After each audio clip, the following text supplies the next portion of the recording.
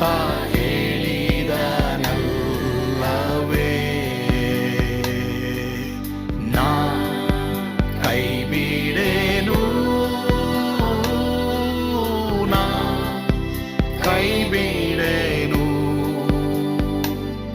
ಆ ಮಾತು ಹೇಳಿದನಲ್ಲ, ತಾ ಹೇಳಿದನಲ್ಲವೇ.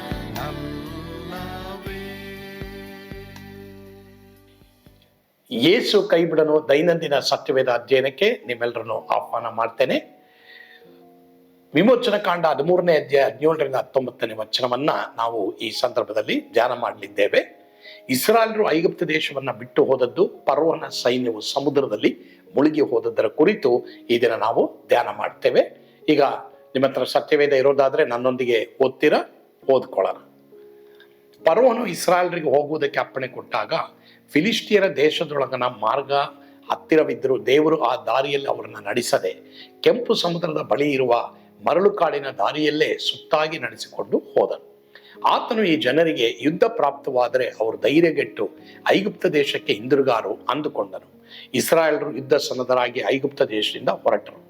ಇದಲ್ಲದೆ ಯೋಸೇಫನು ಇಸ್ರಾಯೇಲರಿಗೆ, ದೇವರು ನಿಸ್ಸಂದೇಹವಾಗಿ ನಿಮ್ಮನ್ನು ಪರಾಂಬರಿಸಿ ತನ್ನ ವಾಗ್ದಾನವನ್ನು ನೆರವೇರಿಸುವವನಾದದರಿಂದ ನೀವು ಹೋಗುವಾಗ ನನ್ನ ಶವವನ್ನು ನಿಮ್ಮ ಸಂಗಡ ತೆಗೆದುಕೊಂಡು ಹೋಗಬೇಕೆಂದು ಹೇಳಿ ಖಂಡಿತವಾಗಿ ಪ್ರಮಾಣವನ್ನು ಮಾಡಿಸಿದ್ರಿಂದ ಮೋಶೆ ಅವನ ಶವವನ್ನು ಸಹ ತೆಗೆದುಕೊಂಡು ಹೋದನು. ಸೊ ಇಲ್ಲಿ ಈಗ ನಾವು ನೋಡ್ತೀವಿ, ಇಸ್ರಾಯೇಲರು ಒಂದು ವಾರದೊಳಗನೆ ಕಾನಾನ್ ದೇಶ ಸೇರ್ಬೋದಾಗಿತ್ತು. ಆದರೆ ಅವರು ಕಾನಾನ್ ದೇಶ ಸೇರಕ್ಕೆ ಸಿದ್ಧವಾಗಿರಲಿಲ್ಲ. They were not ready in their heart. ಅನೇಕ ವೇಳೆ ಅನೇಕರು ನನಗೆ ಈ ವಾಗ್ದಾನ ನೆರವೇರಬೇಕು, ದೇವರು ನನಗೆ ಈ ಮಾತು ಕೊಟ್ಟಿದ್ದಾರೆ ನೆರವೇರಬೇಕು, ಬಟ್ ಆರ್ ಯು ರೆಡಿ? ನಮ್ಮ ಹೃದಯದಲ್ಲಿ ನಾವು ರೆಡಿ ಆಗಿದೀವ ಅನ್ನೋದು ಬಹಳ ಪ್ರಾಮುಖ್ಯ. ಇಸ್ರಾಯೇಲರು ಯುದ್ಧ ಸನ್ನದ್ಧರಾಗಿ ಐಗುಪ್ತ ದೇಶವನ್ನ ಬಿಟ್ಟು ಹೋದರು. ಆದರೂ ಸಹ ದೇವರು ತನ್ನ ವಾಗ್ದಾನವನ್ನ ಅವರನ್ನ ಪರಾಮರಿಸಿ ನೆರವೇರಿಸುವವನಾದದರಿಂದ ಅವರು ಆ ವಾಗ್ದಾನಕ್ಕೆ ತಕ್ಕ ವ್ಯಕ್ತಿಗಳಾಗಿದ್ದಾರ ಅನ್ನೋದು ಬಹಳ ಪ್ರಾಮುಖ್ಯ. ಸೊ ಹೀಗಾಗಿ ಇವರು ಸಿದ್ಧವಾಗಿರಲಿಲ್ಲ. ಇಸ್ರಾಯೇಲರು ವಾಗ್ದಾನವನ್ನ ಪಡೆದುಕೊಳ್ಳಕ್ಕೆ, ಕಾನಾನ್ ದೇಶವನ್ನ ಸ್ವಾಧೀನ ಮಾಡ್ಕೊಳ್ಳಕ್ಕೆ ಸಿದ್ಧವಾಗಿಲ್ಲ. ಯಾಕಂದ್ರೆ ಅಲ್ಲೂ ಶತ್ರುಗಳಿದ್ದಾರೆ. ಅದಕ್ಕೆ ಇಲ್ಲಿ ದೇವರು ಅವರಿಗೆ ಟ್ರೈನಿಂಗ್ ಕೊಡಬೇಕಾಯ್ತು. ಈಗ ಅವರು ಹಾದು ಹೋಗುವಾಗ ಅರಣ್ಯದಲ್ಲಿ ಅವರಿಗೆ ವಿರುದ್ಧವಾಗಿ ವೈರಿಗಳು ಬಂದಾಗ ಅವ್ರನ್ನ ಜಯಿಸೋದಕ್ಕೆ ಅವ್ರಿಗೆ ಗೊತ್ತಾದ್ರೆ ಮಾತ್ರನೇ ಅವರು ಆ ಕಾನಾನ್ ದೇಶದಲ್ಲಿರುವಂಥ ದೊಡ್ಡ ರಾಕ್ಷಸರನ್ನ ಅವರು ಜಯಿಸ್ಬೋದಾಗಿತ್ತು. ಅವರು ದೇವರ ಮೇಲೆ ನಂಬಿಕೆ ನೀಡಬೇಕೆಂಬುದಾಗಿ ಆ ಪರೀಕ್ಷೆ ಮಾಡೋದಕ್ಕೋಸ್ಕರವಾಗಿ ಈ ರೀತಿಯ ದೂರ ದಾರಿಯಲ್ಲಿ ಅವ್ರನ್ನ ದೇವರು ಕರೆದುಕೊಂಡು ಹೋದ್ರು. ನಂಬಿಕೆಯಲ್ಲಿ ನಾವು ದೃಢವಾಗಿರಬೇಕು. ಅರಣ್ಯದ ದಾರಿ ಅನುಭವಗಳು ನಮಗೆ ಬೇಕು. ಯಾಕಿಷ್ಟು ಲೇಟ್ ಆಗ್ತಾ ಇದೆ, ಯಾಕಿಷ್ಟು ತಡ ಆಗ್ತಾ ಇದೆ ಅನ್ನೋದು ಅನೇಕರ ಒಂದು ಪ್ರಶ್ನೆ. ಯಾಕೆ ಗೊತ್ತಾ? ಒಂದು ಚಿಕ್ಕ ಕಷ್ಟ ಬಂದ್ಬಿಟ್ರೆ ನಾವೇನ್ ಮಾಡ್ತೀವಿ? ಗುಣಗಾಡ್ತೀವಿ. ಹಾಗಾದ್ರೆ ಒಂದು ದೊಡ್ಡ ಕಷ್ಟ ಬಂದಾಗ ಅದನ್ನ ನಾವು ಜಯಿಸ್ತೀವ? ಇಲ್ಲ. ಅದರಿಂದ ದೊಡ್ಡ ಕಷ್ಟವನ್ನ ಜಯಿಸಕ್ಕೇನೆ ದೇವರು ಒಂದು ಚಿಕ್ಕ ಕಷ್ಟವನ್ನ ಜಯಿಸುವಂತ ಒಂದು ಟ್ರೈನಿಂಗ್ ದೇವರು ನಮ್ಗೆ ಕೊಡ್ತಾರೆ. ಸೊ ಆದ್ರಿಂದ ಕೆಲವು ವೇಳೆ ಕೆಲವು ಕಾರ್ಯಗಳು ತಡ ಆದಾಗ ದಯವಿಟ್ಟು ಗುಣಗಾಡಬೇಡ್ರಿ. ದೇವರು ನಿನ್ನ ಟ್ರೈನ್ ಮಾಡ್ತಾ ಇದ್ದಾರೆ ಎಂಬುದಾಗಿ ತಿಳಿದುಕೊಳ್ಳಿ. ಈಗ ಅರ್ಥ ಆಯ್ತಾ? ಒಂದು ವಾರದೊಳಗೆ ಕಾನಾನ್ ದೇಶವನ್ನ ಸೇರ್ಬೇಕಾದವರು 40 ವರ್ಷ ಯಾಕೆ ತಗೊಂಡ್ರು ಎಂಬುದಾಗಿ ನಾವು ನೋಡ್ಬೇಕಾದ್ರೆ ಇವರ ಹೃದಯ ಇನ್ನೂ ಮಾರ್ಪಾಟು ಆಗಿರಲಿಲ್ಲ. They were not ready. ಆದ್ರಿಂದಲೇ ದೇವರು ಅವ್ರನ್ನ ಸುತ್ತುವರೆದು ಕರ್ಕೊಂಡು ಹೋದ್ರು ಎಂಬುದಾಗಿ ನಾವು ನೋಡ್ತೇವೆ. ಯಾಕಂದ್ರೆ ದೇವ್ರ ಉದ್ದೇಶ ಏನು? ಕಾನಾನ್ ದೇಶ. ದೇವ್ರ ಉದ್ದೇಶ ನಾವೆಲ್ಲರೂ ಪರಲೋಕಕ್ಕೆ ಹೋಗ್ಬೇಕೆಂಬುದಾಗಿ. ದೇವ್ರ ಉದ್ದೇಶ ನಾವೆಲ್ಲರೂ ವಾಗ್ದಾನ ಬಾಧ್ಯಸ್ಥರಾಗಬೇಕೆಂಬುದಾಗಿ. ಆದ್ರೆ ನಮ್ಮ ಕ್ಯಾರೆಕ್ಟರ್, ನಮ್ಮ ಸ್ವಭಾವಗಳು ಬದಲಾವಣೆ ಆಗ್ಬೇಕು. ಬದಲಾವಣೆ ಆದ್ರೇನೆ ನಾವು ಖಂಡಿತವಾಗಿ ವಾಗ್ದಾನವನ್ನ ಪಡ್ಕೊಳ್ಳಕ್ ಸಾಧ್ಯ. ಆ ರೀತಿ ದೇವರು ಮಾಡ್ಲಿ. ಆಮೇಲೆ ಪ್ರಾರ್ಥಿಸೋಣ.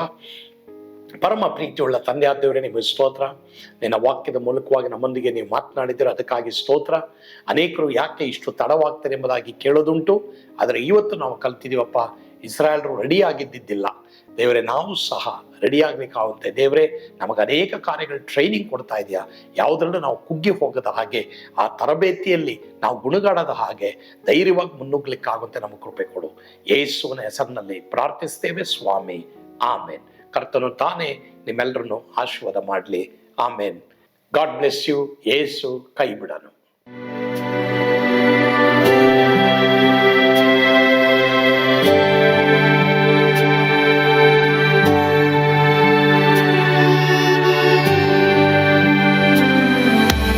ನಾನು ಪಾತ್ರದಲ್ಲಿ ಇರುವಾಗಲೂ ನೀನು ಭಯಪಟ್ಟು ಓಡಬಾರದು.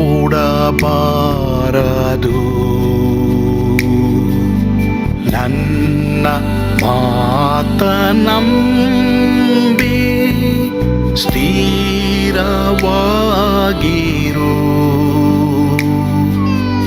ನಿನ್ನ ಬಿಡಲಾರೆ,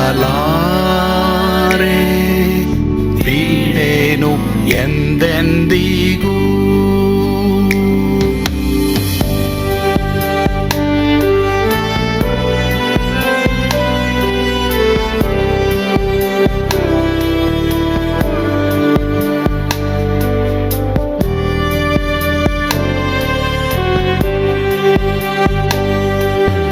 ನಾ ಕೈ ಬಿಡೆನು, ಕೈ ಬಿಡೆನು. ಆ ಮಾತು ಹೇಳಿದನಲ್ಲ, ತಾ ಹೇಳಿದನಲ್ಲವೇ.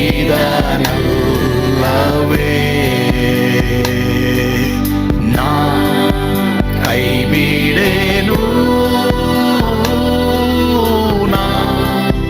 ಕೈ ಬಿಡೆನು. ಆ ಮಾತು ಹೇಳಿದನಲ್ಲ, ತಾ ಹೇಳಿದನಲ್ಲವೇ.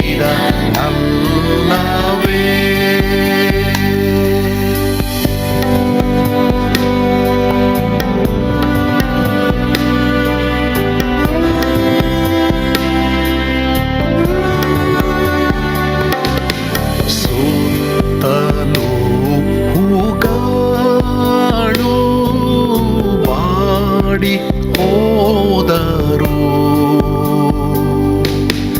ಮೇಲೆ ಸ್ವರ್ಗದೋಳು ಬಾದಲಾಗದು.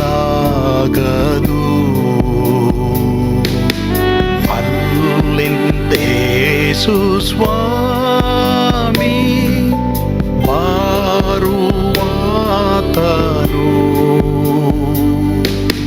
ನನ್ನ ಬಿಡಲಾರ, ನನ್ನನ್ನು ಕೈ ಬಿಡನು. ನಾ ಕೈ ಬಿಡೆನು, ನಾ ಕೈ ಬಿಡೆನು. ಆ ಮಾತು ಹೇಳಿದನಲ್ಲ, ತಾ ಹೇಳಿದನಲ್ಲವೇ.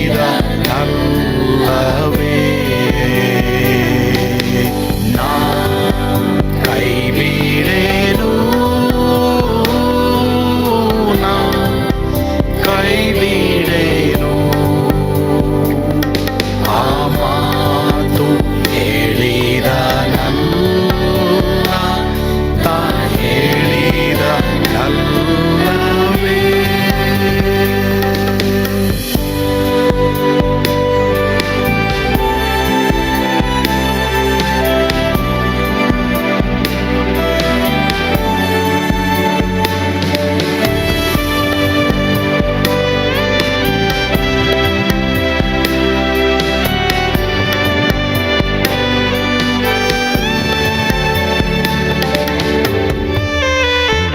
ಮುಂದೆ ಬಾವು ಕಷ್ಟ ಬಾರುತ್ತಿದ್ದರು,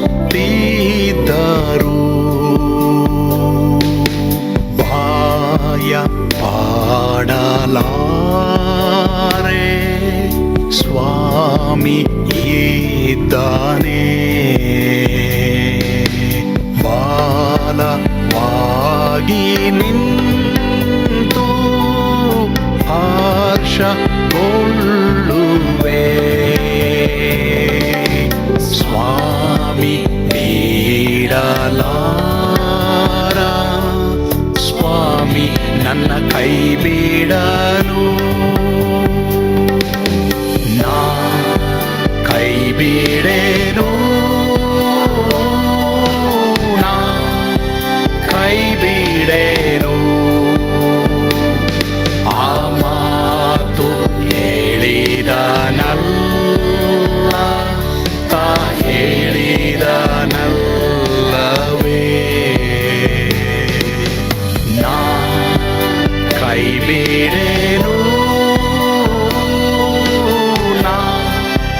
ಕೈ ಬಿಡೇನು.